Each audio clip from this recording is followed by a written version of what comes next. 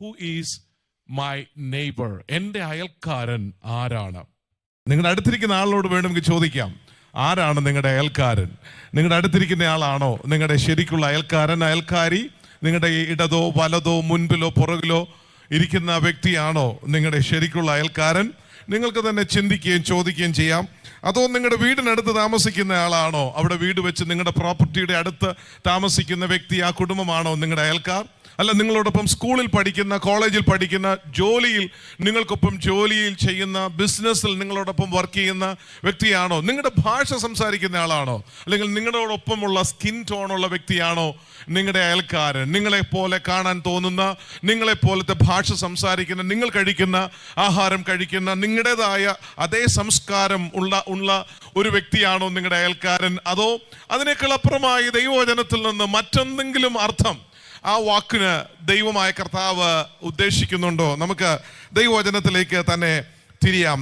അവൻ തന്നെത്താൻ നീതീകരിപ്പാൻ ഇച്ഛിച്ചിട്ട് എൻ്റെ കൂട്ടുകാരൻ ആർ എന്ന് ചോദിച്ച് യേശു അതിന് ഉത്തരം പറഞ്ഞത്, ഒരു മനുഷ്യൻ യെരൂശലേമിൽ നിന്ന് യെരിഹോവിലേക്ക് പോകുമ്പോൾ കള്ളന്മാരുടെ കയ്യിൽ അകപ്പെട്ടു. അവർ വസ്ത്രം അഴിച്ച് അവനെ മുറിവേൽപ്പിച്ച് അർത്ഥപ്രാണനായി വിട്ടേച്ചു പോയി. ഈ മനുഷ്യൻ ഉപദ്രവിക്കപ്പെട്ടു. നമുക്ക് ആ കള്ളന്മാരെയൊക്കെ അവിടെ വിടാം, അവരോട് നിൽക്കട്ടെ. അടുത്ത് വന്ന കഥാപാത്രങ്ങളെ കുറിച്ച് ഒന്ന് രണ്ട് കാര്യങ്ങൾ പറയട്ടെ. അവർ യെരൂശലേമിലേക്ക് പോവുകയായിരിക്കാം എന്നാണ് എൻ്റെ ഒരു സങ്കല്പം. കാരണം ഒന്ന് പുരോഹിതനാണ്, ഒന്ന് ലേവ്യനാണ്. രണ്ടുപേരും ദേവാലയത്തോടുള്ള ബന്ധത്തിൽ ശുശ്രൂഷക്കാരാണ്. അപ്പോൾ അവരവരുടെ വസ്ത്രം സൂക്ഷിക്കുക എന്നത് വളരെ ഇമ്പോർട്ടൻ്റ് ആയിട്ടുള്ളൊരു കാര്യമാണ്. അവർ ശുശ്രൂഷകൾക്കായി പോകുമ്പോൾ പ്രത്യേക വസ്ത്രാലങ്കാരത്തോടും ഒരുക്കത്തോടും കൂടെയാണ് പോകുന്നത്. പഴയ നിയമ പ്രകാരം അവർ പാലിക്കേണ്ട ചില കാര്യങ്ങൾ വളരെ ശക്തമായി ന്യായപ്രമാണം പഠിപ്പിക്കുന്നുണ്ട്. അപ്പോൾ അതൊക്കെ നന്നായി പഠിക്കുകയും അതനുസരിച്ച് കാര്യങ്ങൾ കൃത്യമായി ചെയ്യാൻ ആഗ്രഹിക്കുകയും ചെയ്യുന്ന രണ്ട് ഭക്തന്മാർ എന്ന് മാത്രമേ അവരെ കുറിച്ച് പറയാനുള്ളൂ.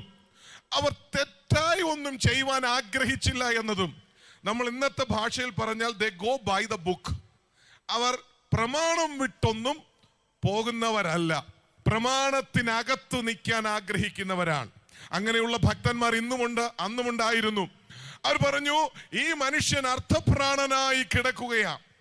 അവനെ തൊട്ടാൽ, അവനെ ശുശ്രൂഷിക്കാൻ ഇപ്പോൾ സമയം മെനക്കെട്ടാൽ എൻ്റെ ശുശ്രൂഷയ്ക്ക് കളങ്കം വരും, എൻ്റെ പരിപാവനതയ്ക്ക് കളങ്കം വരും, എൻ്റെ സമയം കവർച്ച ചെയ്യപ്പെടും, എന്നെ ഏൽപ്പിച്ച ഉത്തരവാദിത്വം എനിക്ക് ചെയ്യുവാൻ കഴിയാതെ വരും.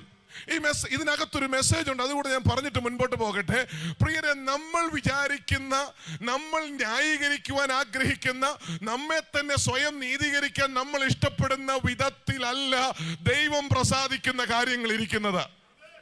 നമ്മുടെ ചിന്തകൾ പോലെയല്ല ദൈവത്തിന്റെ ചിന്ത. നമ്മുടെ വിചാരത്തെക്കാൾ വ്യത്യസ്തമായി ദൈവം വിചാരിക്കുന്നു നമ്മെ കുറിച്ച്. അതാണ് അവിടെ വായിക്കുന്ന കർത്താവ് തന്നെ പറയുന്നു, ഇവനിൽ ആരാണ് ഏറ്റവും നല്ല അയൽക്കാരൻ? ആ ശുശ്രൂഷയ്ക്ക് പ്രാധാന്യം കൊടുത്ത് അതിനെ മാത്രം ഫോക്കസ് ചെയ്ത് കണ്ണു തുറന്ന് മറ്റെങ്ങും നോക്കാതെ പോകുന്ന പരമഭക്തനായ ഈ പുരോഹിതനാണോ? അല്ല, പുരോഹിതന് കൈത്താങ്ങലായി സഭയിൽ ശുശ്രൂഷിക്കുന്ന, യെരൂശലേമിൽ ശുശ്രൂഷകൾ ചെയ്യുന്ന ഈ ലേവ്യനാണോ? ഇവർ രണ്ടുപേരും പോകുന്നത് യെരൂശലേമിലേക്കാണ്. അവർ രണ്ടുപേരുടെയും ജോലി ശുശ്രൂഷയാണ്. അവർ അവരുടെ വസ്ത്രം വിശുദ്ധമായി സൂക്ഷിക്കുവാൻ ആഗ്രഹിച്ചെന്നേ ഉള്ളൂ. അതിനെന്താണ് തെറ്റ്? അന്നത്തെ കാലഘട്ടത്തിൽ യഹൂദന്മാർ ധരിച്ചിരുന്ന മേലങ്കിക്ക് വളരെ വിലയുണ്ടായിരുന്നു. അവർ വിലയുള്ള വസ്ത്രമാണ് ധരിച്ചിരുന്നത്, അത് വിറ്റ കാശ് കിട്ടും.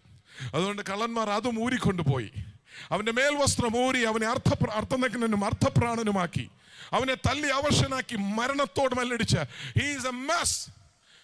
അവൻ എപ്പോൾ വേണമെങ്കിലും മരിക്കുന്ന ഒരു പരുവത്തിൽ കിടക്കുകയാണ്. അവിടെ നിന്ന് അവനെ ശുശ്രൂഷിച്ച് കരകയറ്റാനുള്ള സഹിഷ്ണുതയും അതിനുള്ള റിസോഴ്സും ഒന്നും ഇപ്പോൾ എനിക്കില്ല എന്നായിരിക്കും ഈ പുരോഹിതനും ലേവ്യനും പറയാൻ പോകുന്നത്. ആരാ? ലേവ്യൻ കണ്ണടച്ചു പോയി, പുരോഹിതൻ കണ്ണടച്ചു പോയി. എന്നാൽ മൂന്നാമതായി ഒരുവൻ വരുന്നു. അവനെ വിളിച്ച പേരാണ് ശമരിയാക്കാരൻ. He is an outcast. സമൂഹത്തിൽ വലിയ വിലയും നിലയും ഇല്ലാത്ത വ്യക്തി. മറ്റുള്ളവരെ വെച്ച്, മറ്റു രണ്ടുപേരെ വെച്ച് നോക്കുമ്പോൾ അത്രയും മാന്യത കൊടുക്കുവാൻ സാധ്യതയില്ലാത്ത ഒരു മനുഷ്യൻ. അവനിൽ നിന്നൊന്നും എക്സ്പെക്ട് ചെയ്യുന്നില്ല. ലേവ്യനോ പുരോഹിതനോ ചെയ്യാൻ കഴിയുന്നത് പോലും ഈ മനുഷ്യന് ചെയ്യാൻ കഴിയുമെന്ന് അവർ എക്സ്പെക്ട് ചെയ്യുന്നില്ല.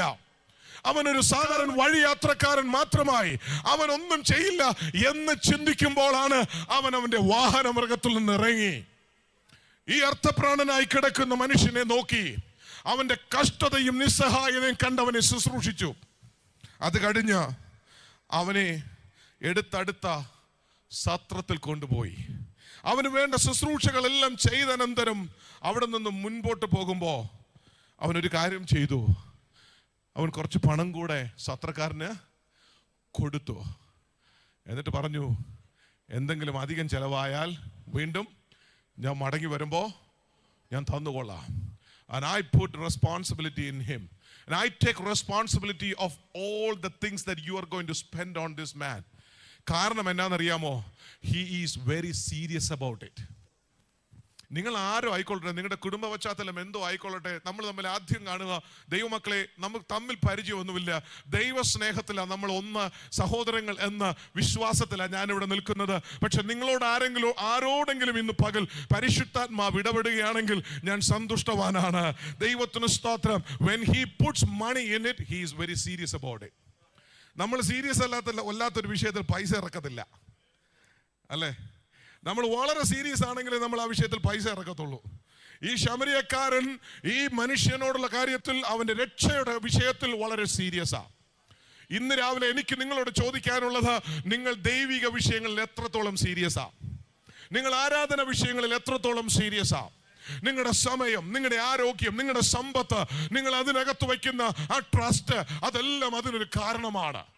ഇന്ന് രാവിലെ ഭയഭക്തിയോടെ നിങ്ങൾ പ്രാർത്ഥനയ്ക്ക് ഇവിടെ ഇരിക്കുമ്പോൾ, നിങ്ങൾ ഇവിടെ വരുന്നതിന് മണിക്കൂറുകൾക്ക് മുൻപ് ഈ പ്ലാറ്റ്ഫോം സെറ്റ് ചെയ്യുവാനും പാട്ടുകൾ സെലക്ട് ചെയ്യുവാനും ശുശ്രൂഷകൾക്ക് നേതൃത്വം കൊടുക്കുവാനും ഒരുപക്ഷെ മീഡിയ ആൻഡ് മ്യൂസിക് ടീം മണിക്കൂറുകൾ ഇതിന്റെ പിന്നിൽ അധ്വാനിച്ചിട്ടുണ്ട്.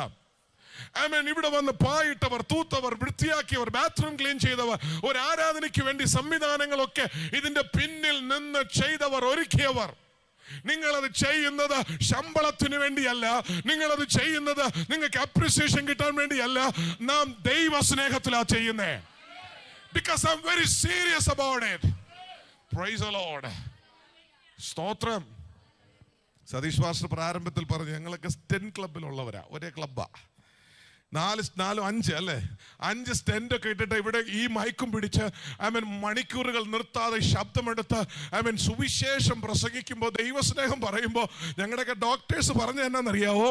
ശബ്ദമെടുത്ത് സംസാരിക്കരുത്, അടങ്ങി ഒതുങ്ങി ഒരിടത്തിരിക്കണം, ശരീരമൊക്കെ സൂക്ഷിക്കണം, മരുന്നൊക്കെ കൃത്യമായിട്ട് കഴിക്കണം. ഇതൊന്നും വകവയ്ക്കാതെ യേശുവിനെ കുറിച്ച് പ്രസംഗിക്കുവാൻ ആവേശം കാണിക്കുന്നതിന്റെ കാര്യം, we are very serious about it. ബൈബിളും എടുത്ത് ബൈബിൾ കോളേജിലേക്ക് പോയത് വേറെ പണി കിട്ടാഞ്ഞിട്ടല്ല, ബുദ്ധിയില്ലാഞ്ഞിട്ടല്ല. ദൈവത്തിന് സ്തോത്രം. ദൈവത്തോടുള്ള സ്നേഹം നിമിത്തമാ. ശാരീരികവും മാനസികവുമായി പ്രതികൂലങ്ങൾ ഉണ്ടെങ്കിലും അതിനെ അവഗണിച്ച് യേശുവിനെ കുറിച്ച് പ്രസംഗിക്കുവാനും പോകുവാനും താല്പര്യപ്പെടുന്നത് അകത്തുള്ള സ്നേഹമാ.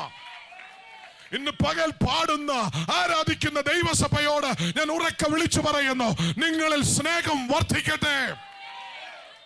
ദൈവസ്നേഹം വലുതാണ്, ദൈവം സ്നേഹമാണ്. പക്ഷെ ഇന്ന് പകലിൽ എനിക്ക് എന്റെ ദൈവത്തോട് സ്നേഹമുണ്ടെന്ന് ഞാൻ എങ്ങനെ തെളിയിക്കും? ഹല്ലേലൂയ. ഈ മനുഷ്യൻ പറയുകയാണ്, ഞാൻ അവനെ എല്ലാ ഉത്തരവാദിത്വങ്ങളോടുകൂടെ ടേക്ക് കെയർ ചെയ്തോളാം. I take complete responsibility on this man. ഞാൻ പറയുന്നു മാതാപിതാക്കളോട് ഒരു വാക്ക്, നമ്മുടെ ഫോട്ടോ കോപ്പിയാണ് നമ്മുടെ കുഞ്ഞുങ്ങൾ. നമ്മൾ ചെയ്യുന്നത് കണ്ടാണ് അവർ പഠിക്കുന്നത്. ഞാനൊരു സത്യക്രിസ്ത്യാനിയാണെങ്കിൽ, ഞാനൊരു പരമഭക്തനാണെങ്കിൽ, എൻ്റെ മക്കൾ ഞാൻ ചെയ്യുന്നത് പോലെ ചെയ്യുവാൻ തുടങ്ങും. ഞാൻ ചർച്ചിൽ പോയി അന്യഭാഷ പറയുകയും കൈയടിക്കും കർത്തൃമേശ എടുക്കുകയും ചെയ്തിട്ട് ഞാൻ പുറത്ത് വേറൊരാളാണെങ്കിൽ, അവൻ മനസ്സിലാക്കുന്ന ക്രിസ്ത്യാനി ഫേക്കാ, അവൾ മനസ്സിലാക്കി കണ്ടുവച്ചിരിക്കുന്ന ക്രിസ്ത്യാനി ഫേക്കാ. അപ്പൻ പറയും അപ്പനോടായ്പ, അമ്മ ഭയങ്കര ഉടായ്പ. അവൻ പള്ളിയിൽ കാണുന്ന അപ്പനും അമ്മയല്ല, വീട്ടിലും പുറത്തും അവർ വേറെയാ. ഇത് ഭക്തിയുടെ മാർഗമല്ല, അവർ വേറെ വഴികളിലേക്ക് പോകാൻ സാധ്യതയുണ്ട്. ദൈവത്തിന് സ്തോത്രം. കർത്താവ് ഞങ്ങൾക്ക് 3 കുഞ്ഞുങ്ങളെ തന്നിപ്പോൾ 4 പേരുണ്ട്. ഞങ്ങളുടെ മൂത്ത മകൾ വിവാഹിതയാണ്. ഞങ്ങളുടെ കുഞ്ഞുങ്ങൾ അവരുടെ ജനനം മുതൽ ഞാൻ തന്നെ അവരുടെ പാസ്റ്റർ. അവർ 3 പേരും രക്ഷിക്കപ്പെട്ടു. അവർ 3 പേരെയും സ്നാനപ്പെടുത്തുവാനുള്ള ഭാഗ്യം എനിക്ക് നൽകി. ഞാനൊരു അപ്പൻ മാത്രമല്ല, ഞാൻ അവരുടെ പാസ്റ്ററും കൂടെ. താഴ്മയോടെ പറയട്ടെ, ഞാൻ പ്രസംഗിക്കുന്ന വചനം സത്യമാണെന്നും ദൈവസ്നേഹം സത്യമാണെന്നും ഞങ്ങളുടെ രണ്ടുപേരുടെ, എൻ്റെയും എൻ്റെ ഭാര്യയുടെയും ജീവിതത്തിലൂടെ ഞങ്ങൾക്ക് പ്രദർശിപ്പിക്കാൻ കഴിഞ്ഞതുകൊണ്ടാണ്, ഞങ്ങളുടെ സഭയ്ക്ക് അതിന് കഴിഞ്ഞതുകൊണ്ടാണ് അവർ കണ്ടും കേട്ടും നോക്കിയും പഠിച്ച വിശ്വാസ ജീവിതത്തിൻ്റെ മാതൃക ഒരു മടി കൂടാതെ അവർക്കും പിൻപറ്റാനിടയായത്. നമ്മുടെ ജീവിതത്തിൽ നമ്മൾ ദൈവസന്നിധിയിൽ വിശ്വസ്തയോടെ സത്യസന്ധമായി ദൈവത്തെ പിൻപറ്റുന്നുവെങ്കിൽ നമ്മുടെ പുറകിൽ വരുന്ന തലമുറയും അത് തന്നെ ചെയ്യുവാനിടയാകും. ദൈവത്തിന് സ്തോത്രം. അങ്ങനെ ഭക്തിയുള്ളൊരു തലമുറയെ വാർത്തെടുക്കേണ്ട ജോലി എന്റെയും നിങ്ങളുടേതുമാണ്. അത് സഭയുടെ പാസ്റ്റർ തലയിൽ വെച്ച് കെട്ടി നമുക്ക് ഒഴിഞ്ഞു മാറാൻ പറ്റത്തില്ല. എൻ്റെ കുഞ്ഞിന് വേണ്ടി പ്രാർത്ഥിക്കുവാൻ, ഉപവസിക്കുവാൻ, കരയുവാൻ, അവനെ എക്വിപ്പ് ചെയ്യുവാൻ ദൈവം അവളെ എൻ്റെ കൈകളിൽ തന്നിരിക്കുകയാ. ഒരു വാക്യം കൂടെ വായിച്ച് ഞാൻ നിർത്തുന്നു. എബ്രായർക്ക് ലേഖനം 11, 23, 24 വാക്യങ്ങൾ ഞാൻ വേഗത്തിൽ വായിക്കാം. വിശ്വാസത്താൽ മോശയുടെ ജനനത്തിങ്കൽ ശിശുസുന്ദരനെന്ന് അമ്മയപ്പന്മാർ കണ്ടു. രാജാവിന്റെ കൽപ്പന ഭയപ്പെടാതെ അവനെ 3 മാസം ഒളിപ്പിച്ചു വച്ചു. അവനെ ഒളിപ്പിക്കാൻ ഒരു കാലഘട്ടമുണ്ട്. എല്ലാ കാലത്തും നിനക്ക് അവനെ ഒളിപ്പിക്കാൻ കഴിഞ്ഞെന്ന് വരത്തില്ല. ഒരു കാലം വരെ അവനെ ഒളിപ്പിക്കാം. എങ്ങനെ? പ്രാർത്ഥനയുടെ മറവിൽ. പ്രാർത്ഥനയുടെ മറവിൽ. എന്നെ കേൾക്കുന്ന മാതാവേ, പിതാവേ, നീ പ്രാർത്ഥിക്കേണ്ട സമയത്ത് നിന്റെ കുഞ്ഞിന് വേണ്ടി പ്രാർത്ഥിക്കണം. അവൻ കരഞ്ഞ് പ്രാർത്ഥിച്ചോ, ഉപവസിച്ച് പ്രാർത്ഥിച്ചോ, നിലവിളിച്ച് പ്രാർത്ഥിച്ചോ, അവൻ നഷ്ടപ്പെടാതിരിക്കേണ്ടതിന്. ഞാൻ വാക്കുകൾ നിർത്തുമ്പോൾ യേശു പറഞ്ഞൊരു വാക്കുണ്ട്, നീയും പോയി അങ്ങനെ തന്നെ ചെയ്യുക. അവൻ ചെയ്തതുപോലെ അവന്റെ ആറ്റിറ്റ്യൂഡ് നിനക്കും ഉണ്ടായിരിക്കട്ടെ. ആ നല്ല ശമരിയക്കാരനെ ഒരിക്കൽ കൂടെ കാണാൻ എനിക്കിന്ന് ഭാഗ്യം ലഭിച്ചെങ്കിലെന്ന് ഞാൻ പ്രാർത്ഥിക്കുന്നു. ഇന്നും ജനം സഭ തേടിയെത്തുന്നു. ഇന്നും ജനം പ്രാർത്ഥനക്കാരെ അന്വേഷിക്കുന്നു. ഇന്നും ലോകത്തിൽ ജനം ആരാധനയ്ക്ക് വേണ്ടി കൊതിക്കുന്നു. എന്നാന്നറിയാമോ? അവർ ആഗ്രഹിക്കുന്നുണ്ട്, ആ ശമരിയക്കാരൻ എന്റെ വഴിയിലൂടെ ഒരിക്കൽ കൂടെ ഒന്ന് കടന്നു വന്നിരുന്നെങ്കിൽ, എന്റെ ഭവനത്തിലൂടെ ആ ശമരിയക്കാരൻ ഒന്ന് കയറി ഇറങ്ങിയിരുന്നെങ്കിൽ. ഇന്നും സഭകൾക്കകത്ത് നല്ല ശമരിയക്കാരൻ ഉണ്ടെന്നേ. അതുകൊണ്ട് അവിടെ അത്ഭുതം നടക്കുന്നേ, അവിടെ രോഗി സൗഖ്യം പ്രാപിക്കുന്നേ, അവിടെ പാപി മാനസാന്തരപ്പെടുന്നേ. ഇന്ന് ഒരുപക്ഷെ ഒരു കൂട്ടം ജനത്തിന് സഭ നിന്ദ്യമായിരിക്കാം, ആരാധനകൾ നിന്ദ്യമായിരിക്കാം. പക്ഷെ ഞാൻ വിശ്വസിക്കുന്നു, കർത്താവ് സഭയ്ക്കകത്തുണ്ട്. ആരാധനയ്ക്കകത്ത് കർത്താവുണ്ട്.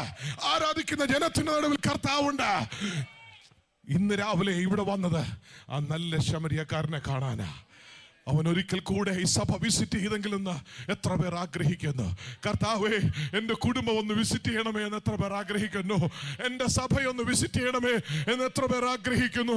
ഇന്ന് പകൽ കർത്താവിൻ്റെ സാന്നിധ്യം ആഗ്രഹിക്കുന്നവർ വഴിയരികിൽ അർത്ഥപ്രാണനായി മരണത്തെ മുഖമുഖം കണ്ടുകിടന്ന മനുഷ്യന്റെ രക്ഷയ്ക്കായി ഒരു ശമരിയക്കാരൻ വന്നതുപോലെ എൻ്റെ യേശു എൻ്റെ കുടുംബത്തിനകത്ത്, എൻ്റെ സഭയ്ക്കകത്ത് വന്നെങ്കിൽ എന്ന് ആഗ്രഹിക്കുന്ന പ്രാർത്ഥിക്കുന്നവർ എന്നെ ഇവിടെയോ ഓൺലൈനിലോ വാച്ച് ചെയ്യുന്നെങ്കിൽ വിശ്വാസത്തോടെ നിങ്ങളുടെ കണ്ണുകൾ അടച്ചോ, പ്രാർത്ഥിച്ചോ. കർത്താവേ, ഇതാ ഞാൻ നിന്റെ സന്നിധിയിൽ കൊതിച്ച്, നിന്റെ സാന്നിധ്യം കൊതിച്ച്, നിന്റെ തലോടൽ കൊതിച്ച്, നിന്റെ സമയം, നിന്റെ ശബ്ദം കൊതിച്ച് ഇതാ ഞാൻ വഴിയരികിൽ നിൽക്കുകയാണ്.